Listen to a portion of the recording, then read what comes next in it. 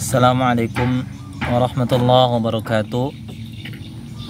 Ketemu lagi dengan channel Bibit Ikan Gabus Pekanbaru. Teman-teman para pecinta ikan gabus, juga para pembudidaya ikan gabus dimanapun berada, pada video kali ini saya akan menjelaskan langkah-langkah pencegahan ikan gabus dari virus ataupun bakteri. Teman-teman, ketika kita membudidayakan ikan gabus,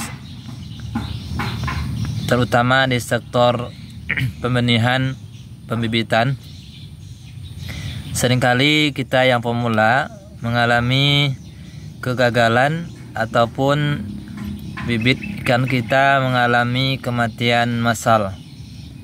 Nah, biasanya kematian massal ini dipicu atau disebabkan oleh yang namanya virus bakteri atau juga jamur atau penyakit-penyakit lainnya. Nah, bagaimana langkah-langkahnya pencegahan agar ikan kita tidak terjangkit oleh virus atau bakteri sehingga ikan kita tidak mengalami kematian massal?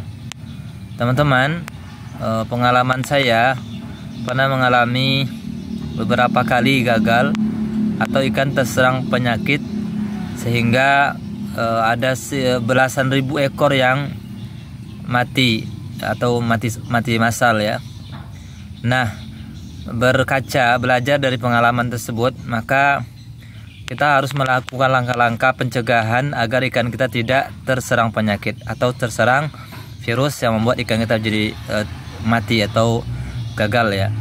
Baik teman-teman, langkah pertama adalah kita harus melakukan atau menyiapkan air kolam kita. Air tersebut sudah diendapkan, artinya kita punya air yang diendapkan.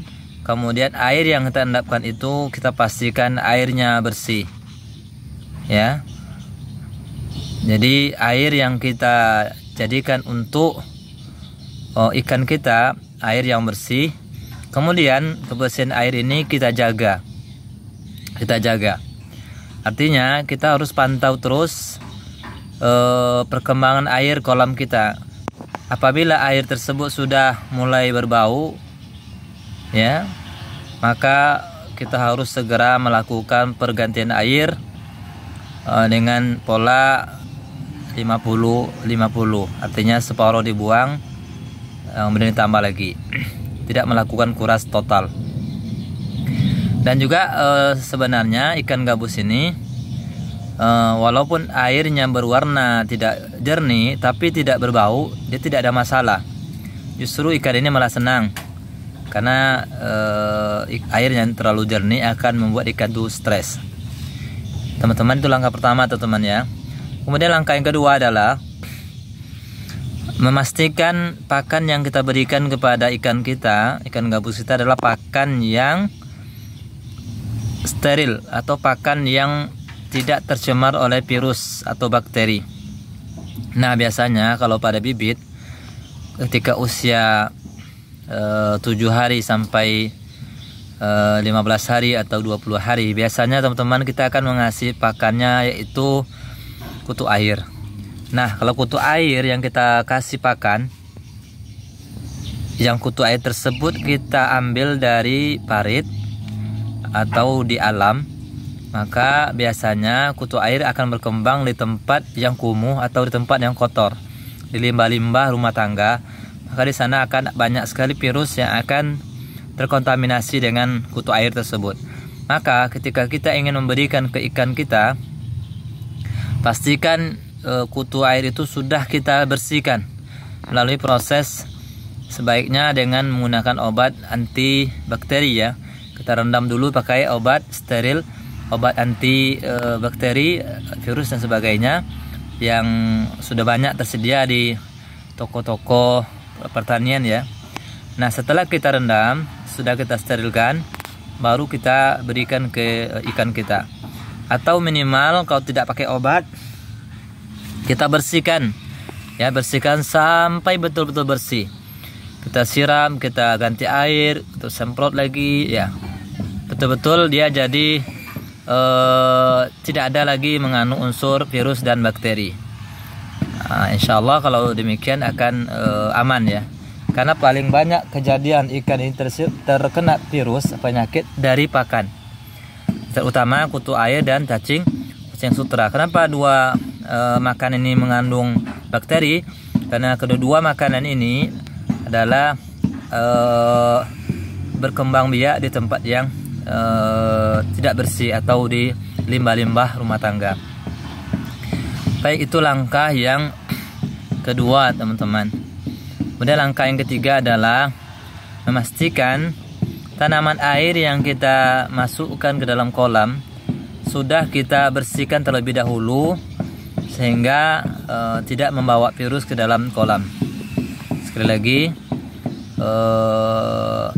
tanaman air yang kita masukkan ke dalam kolam sudah aman dari virus.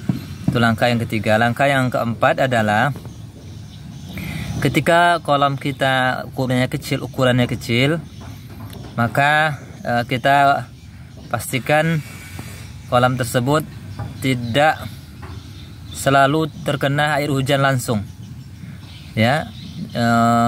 Kita berikan pengaman minimal separuh, ya, seperti ini. Separuh ditutup, separuh dibuka. Kalau sempat hujan 3 hari berturut-turut kemudian tidak diberi pengaman, khawatirnya air hujan yang asamnya tinggi itu juga bisa membawa penyakit kepada ikan kita. Ya, itu dulu teman-teman, ya, sharing-sharing pagi ini ataupun penjelasan langkah-langkah pencegahan ikan gabus dari virus bakteri dan jamur.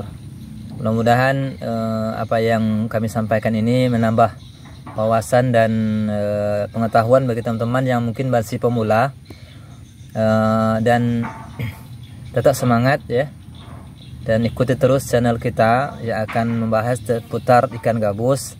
Nah, langkah ini juga teman-teman bisa dilakukan pada kolam ikan gabus untuk pembesaran, bukan hanya pada pembenihan. Terima kasih. Assalamualaikum warahmatullahi wabarakatuh.